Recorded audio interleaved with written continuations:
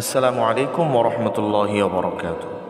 প্রিয় দর্শক, আজকের ভিডিওতে আমরা আলোচনা করব ঈদের পর শাওয়াল মাসে 6 রোজা রাখার সঠিক নিয়ম। দর্শক, এই ভিডিওতে আমরা আজকে জানব নাম্বার 1, শাওয়াল মাসের 6টি রোজার লাভ বা ফজিলত। নাম্বার 2, এই রোজা কবে থেকে শুরু করতে হবে।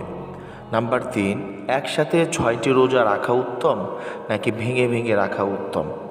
নাম্বার 4, রমজানের ভাঙতি রোজা আগে রাখবেন নাকি শাওয়ালের এই 6 রোজা আগে রাখবেন। নাম্বার 5, এই রোজা না রাখলে কি গুনাহ হবে। এরপর আমরা জানবো যে রোজা রাখার নিয়ত কি।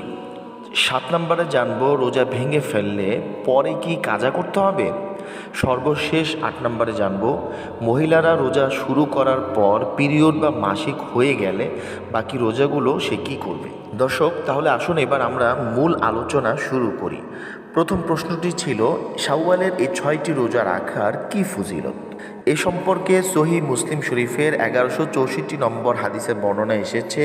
হযরত আবু আইয়ুব আনসারী রাদিয়াল্লাহু তাআলা আনহু থেকে বর্ণিত।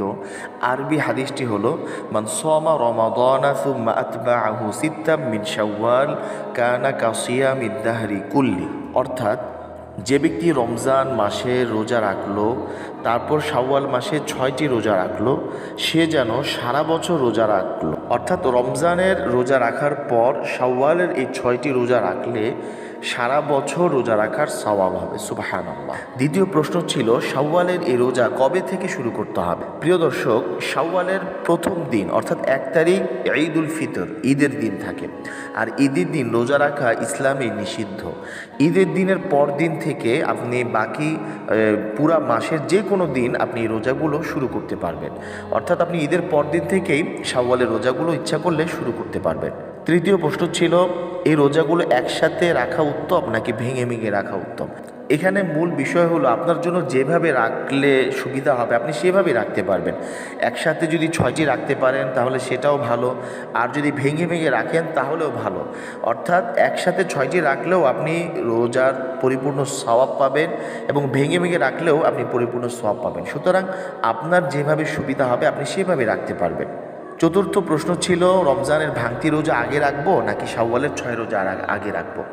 যেহেতু রমজানের রোজাগুলো ফরজ ছিল এবং শাওয়ালের এই 6টি রোজার নফল, তাই আগে ফরজের গুরুত্ব দিয়ে তারপর নফল রোজা আদায় করা এটা উচিত। তাই প্রথম উচিত হবে রমজানের কাজা রোজাগুলো আগে রেখে তারপরে শাওয়ালের রোজা রাখা। একান্ত কেউ যদি চায় যে আমি আপাতত শাওয়ালের 6টি রোজা রাখবো আর রমজানের কাজা রোজাগুলো আমি পরবর্তীতে রাখবো, তাহলে সেটারও সুযোগ থাকবে। অর্থাৎ আপনি এই মাসে শাওয়ালের 6টি রোজা আগে রেখে আপনি ইচ্ছা করলে পরবর্তী রমজান আসার আগে যে কোনো সময় রমজানের ভাঙতি রোজাগুলো আপনি আদায় করতে পারবেন, কোনো সমস্যা নেই।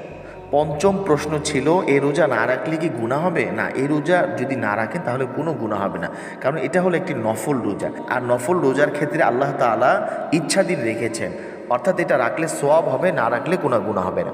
7 নম্বর প্রশ্ন ছিল রোজা রেখে ভেঙে ফেললে পরে কি কাজা আদায় করতে হবে কিনা। প্রিয় দর্শক, নফল রোজা যদি কেউ রেখে দেয় অর্থাৎ শুরু করে, তাহলে ওই রোজাটা পূর্ণ করা তার জন্য ওয়াজিব হয়ে যায়। সুতরাং কেউ যদি নফল রোজা রাখার পর যদি সেটা ভেঙে ফেলে আর পরিপূর্ণ না করে, তাহলে এটাকে পরিপূর্ণ করা তার জন্য যেহেতু ওয়াজিব, তাই পরবর্তীতে এই রোজাটা তাকে রাখতে হবে, এটা কাজা তাকে অবশ্যই আদায় করতে হবে।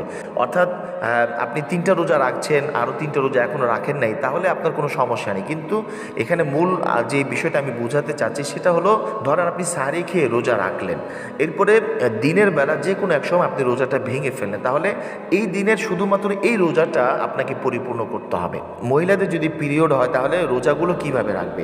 ধরুন কেউ রোজা শুরু করলো, অর্থাৎ 6টি রোজার মধ্যে কেউ 2টি রোজা বা 3টি রোজা রাখলো, এরপরে তার পিরিয়ড শুরু হয়ে গেল, তাহলে সে পিরিয়ড অবস্থায় রোজা রাখা যেহেতু নিষিদ্ধ, তাহলে সে রোজা রাখবে না।